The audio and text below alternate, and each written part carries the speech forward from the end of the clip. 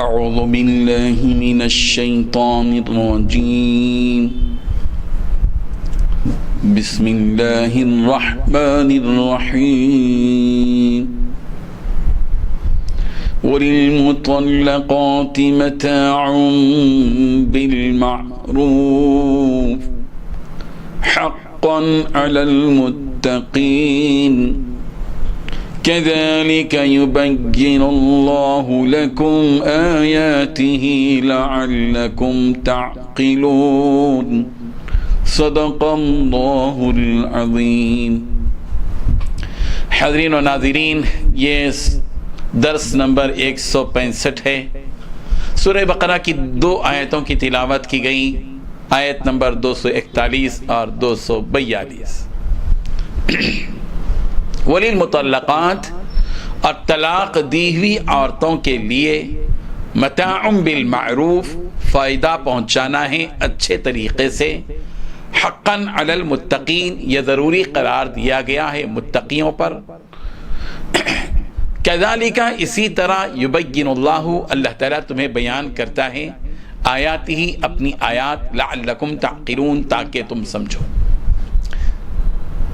دونوں آیتوں کا ترجمہ یوں ہے، اور طلاق دی ہوئی عورتوں کے لیے فائدہ پہنچانا ہے اچھے طریقے سے، یہ ضروری قرار دیا گیا ہے متقیوں پر، اسی طرح اللہ تعالیٰ بیان فرماتا ہے اپنی آیات تاکہ تم سمجھو۔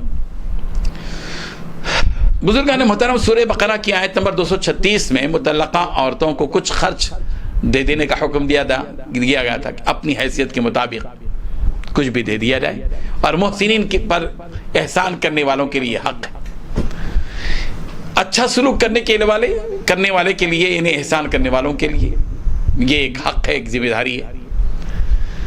حضور اکرم صلی اللہ علیہ وسلم کی خدمت میں ایک شخص آیا اور آ کر اس نے کہا کہ یہ جو حقاً علی المحسنین کہا گیا، یعنی احسان اور سلوک کی بات ہے، یہ ضروری نہیں، ایک تو نفلی کام ہے، چاہے تو کیا جائے چاہے تو نہ کیا جائے، یعنی مطلقہ عورتوں کو کچھ دے دیا جائے، کچھ فائدہ پہنچانا ہو تو پہنچا دیا جائے، نہیں پہنچا دیے تو کوئی بات نہیں، تو یہ تو نفلی کام ہے، کرنا تو کر سکتے، نہیں تو نہیں۔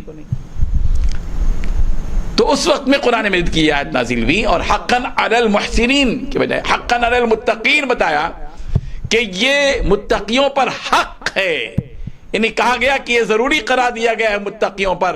اس جملے کے ذریعے سے بتایا گیا کہ جو شخص اس پر عمل کرے گا وہ متقی ہے، اور جو اس پر عمل نہیں کرے گا وہ گنہگار ہوگا۔ بعض مفسرین نے یہ بھی فرمایا کہ اس آیت میں متاع بالمعروف جو کہا گیا ہے، اس سے مراد عدت کے زمانے کا نان و نفقہ ہو سکتا ہے، کیونکہ وہ بھی نفع پہنچانے میں شامل ہے۔ بہرحال سلوک میں احسان کا رویہ اختیار کرنا چاہیے۔ جس کو طلاق دی گئی ہے، بعض مرتبہ اس کو پریشان کیا جاتا ہے، زج کیا جاتا ہے، ٹارچر کیا جاتا ہے، محروم کیا جاتا ہے۔ ظاہر بات ہے کہ بعض مرتبہ ایسی صورت میں ظلم کی جو ہے آمیزش ہو جاتی ہے، ظلم کی شکلیں پیدا ہو جاتی ہیں۔ بہتر یہ ہے کہ جس کو طلاق دے دی گئی اس پر کیوں جو ہے ظلم کیا جائے، اس کو جو دینا ہے، جو دے سکتے ہیں، احسان کے طور پر دیں۔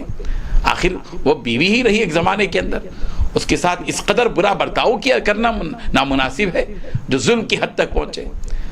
ان معاملات میں احسان کا معاملہ اختیار کیا جائے، حسن سلوک کا معاملہ پیش کیا جائے، ذمہ داری کو سمجھا جائے اور معقول طریقے سے اس کے ساتھ برتاؤ کیا جائے، یہی بہتر ہے۔ اللہ تبارک و تعالی ہم سب کو عمل کی توفیق عطا فرمائے۔ وآخر دعوانا ان الحمدللہ رب العالمین۔ لا إله إلا الله، لا إله إلا الله۔